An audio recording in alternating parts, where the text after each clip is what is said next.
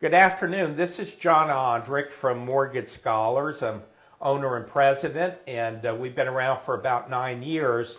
I like doing things that are a little bit interesting and a little bit different.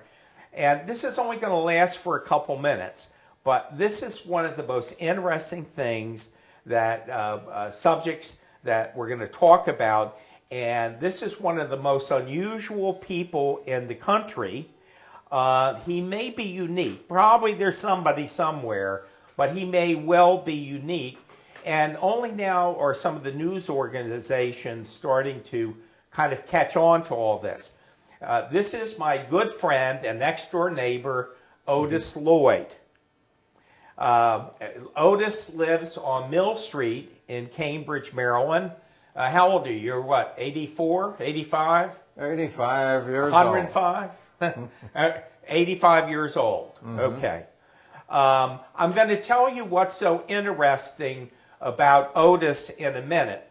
Otis, if you take a look at the hat Otis is wearing, just for fun, this hat, which I've owned for many, many years, and this may give you a bit of a hint on where we're going. This hat was owned by a man named Samuel Wright. Sam Wright. S.C. Wright.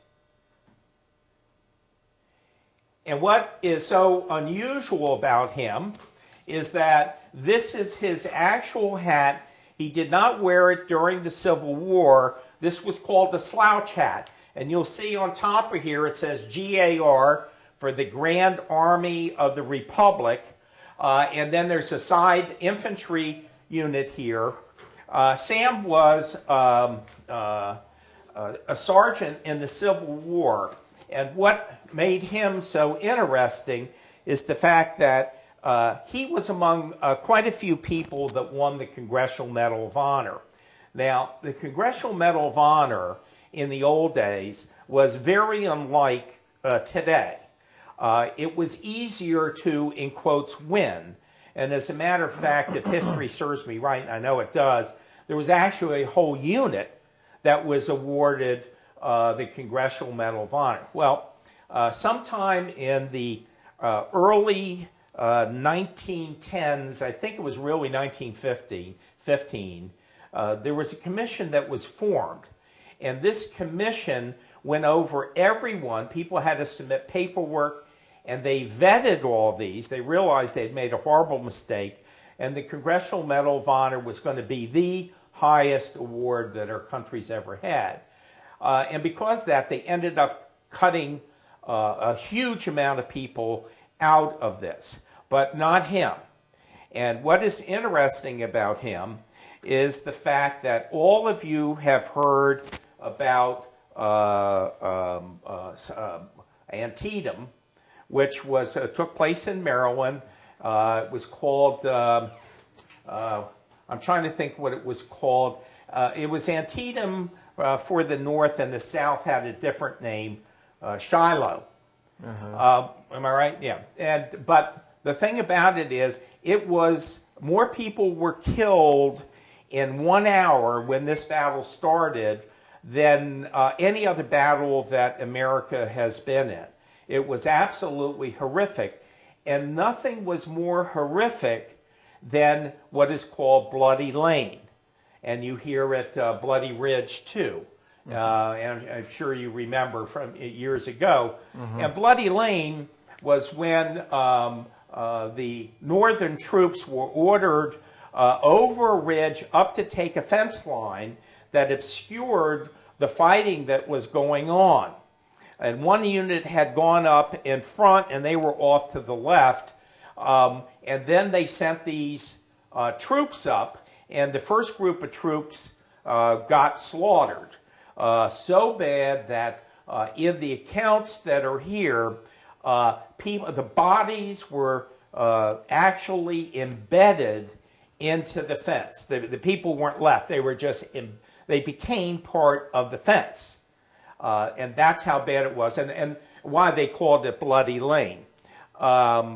What is interesting here is that Sam Wright was a sergeant, And I'll just read a part of this. This is the authoritative guide on Medal of Honor winners during the Civil War.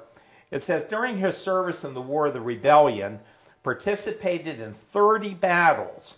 In those engagements, he was wounded 5 times and twice reported dead. On one occasion, he was shot directly in the right eye and still keeps the bullet as an awful souvenir of his closeness to death. This is a contemporary account, well, this is an account during his lifetime that was written after the war. And they talk about, there is no account of him directly writing about it. From all accounts, he was an extremely modest man and wanted to keep it like that. But fortunately, someone did write an account of this, and it was it's just unbelievable to read this thing. And here they call it Sunken Road, and he says some 200 yards in advance of our position, which we were holding at a terrible cost, was a fence built high and strong.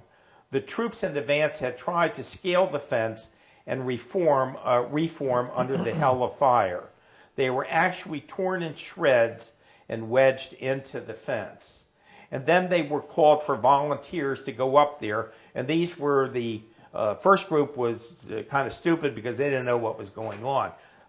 This group that went up were 76 volunteers, of which he was the lead man in charge of it, and they knew exactly what they were getting into.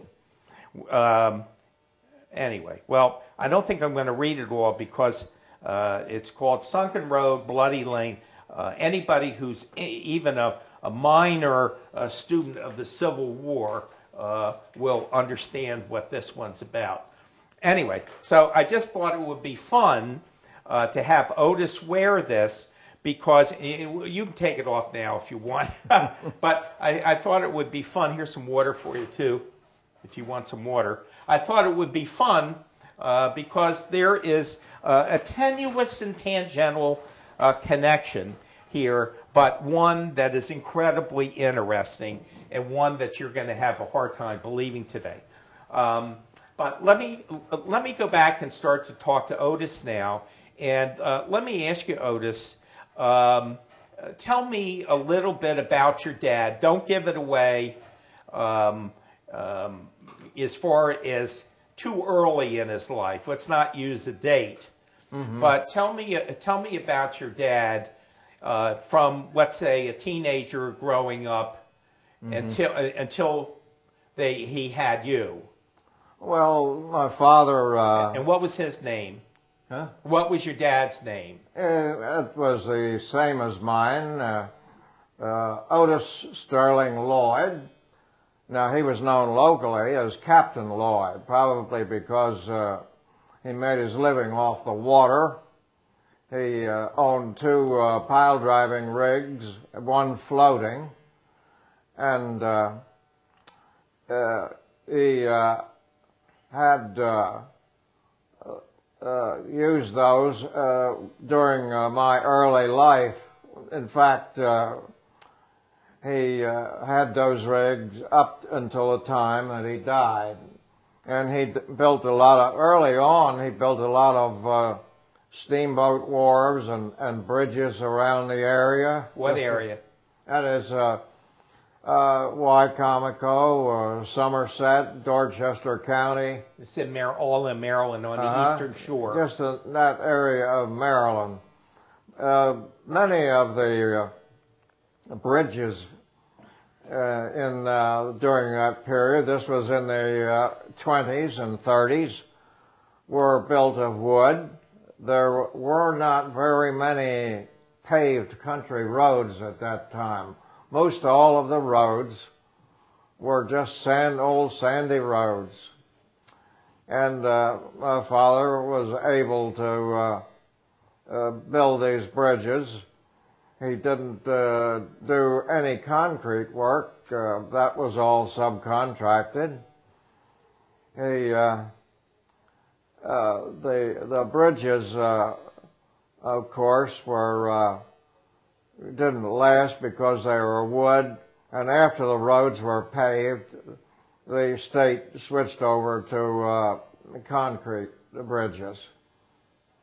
Now, the floating pile driver was one he used most. The old steamboats were running. They were running up until the great Chesapeake hurricane of 1933, a storm which I will never forget. What was so bad about it? Huh? What was so bad about it? That is the one that created the Ocean City Inlet, right? Yes, that was the one. It cut the Ocean City Inlet through, and it destroyed so many bridges and steamboat wharves in particular. Of course, the recession was pretty well started by that time, and the steamboats stopped running, and the BC&A Railroad didn't run anymore. Now, some of my fondest memories are going to Baltimore on the BC&A. Now, BC&A, people called Black Cinders and Ashes, and some unkind souls said it meant before Christ and after. At any rate, we would get on the train and leave about 8:30 in the morning, and it went on up across the Nanticoke River at Vienna and went up the peninsula to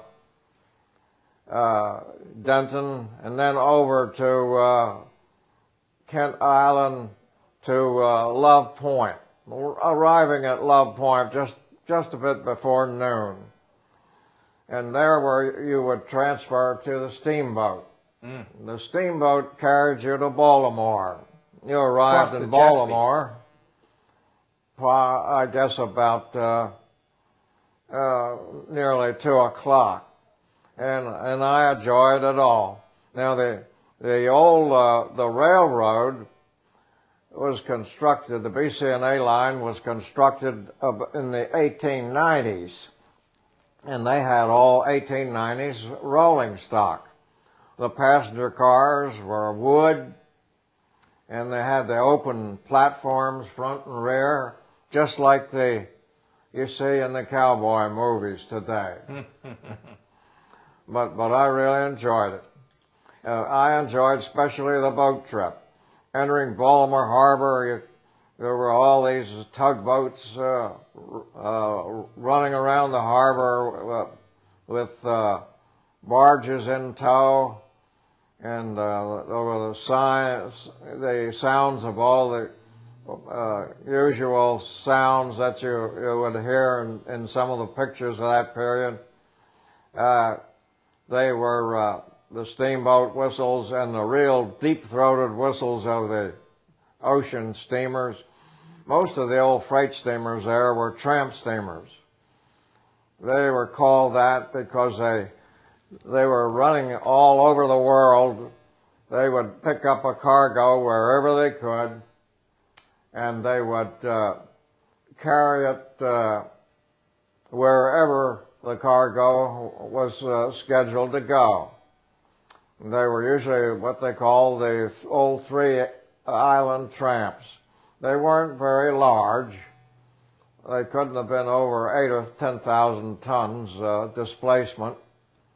And these steamers, of course, when World War II came along, they were very useful.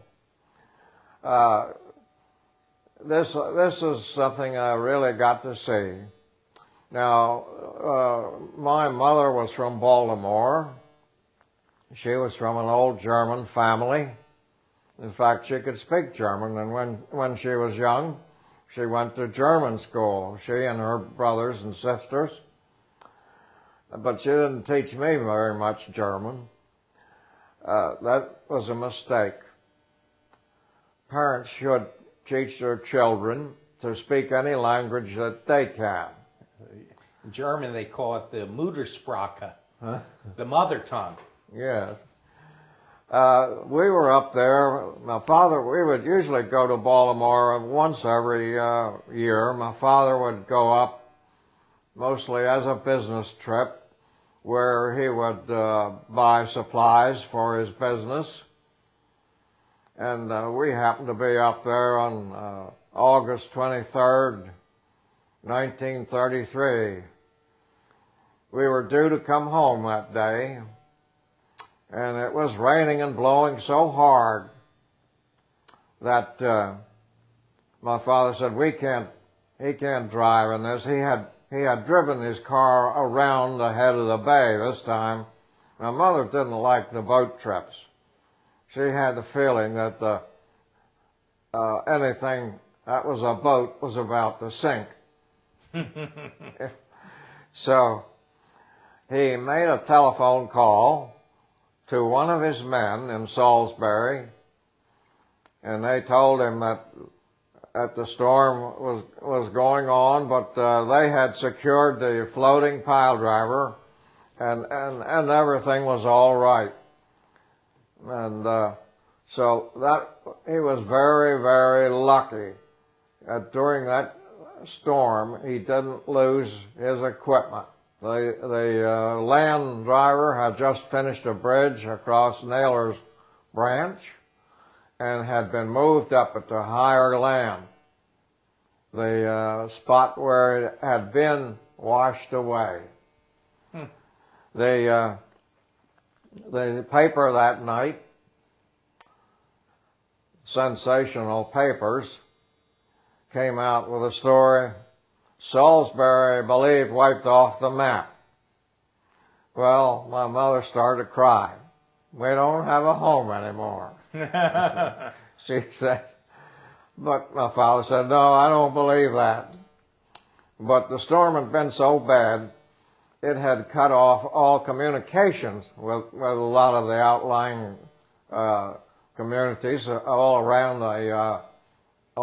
the Chesapeake Bay. The storm had gone up the western shore of the bay, and the eye had passed right over Baltimore. And the tides and the winds, there was quite a loss of life along the eastern seaboard area, and destruction was pretty bad in places, especially where the land was low. We had to wait there for several days before we could start home. My father went down to the Victor Lynn Wharf. That was a freight line that ran from Baltimore to Salisbury, and they had no particular news except that the boat had started to Salisbury that morning and had hit such rough weather that it had to turn back to Baltimore. Now, in those days, you might think, well, there was plenty of communication, but even the police departments, Baltimore police departments, did not have radios. There were no radio communications at that time between either the police or even individuals. So finally, when one of the boats came in from Salisbury, the freighter, he found out that the storm had done quite a bit of damage in Salisbury. The dams up above the line, where the dams were above Salisbury, had broken. Several of them had broken, and the water coming down had washed out the freight boat wharf, at least the fill behind it. That was about the only damage done there. One building had fallen in the water on the river, and there were a good bit of trees and so forth down. Could I make a point to the camera here? Some of you, if you're watching this on the West Coast, you have no idea of places like Salisbury and where we're talking about, but you probably are reasonably familiar with on the western shore where Annapolis is. Today, if you want to come down to Ocean City to have a swim, Ocean City, Maryland, you would come from Washington, D.C. or Baltimore. You would come down to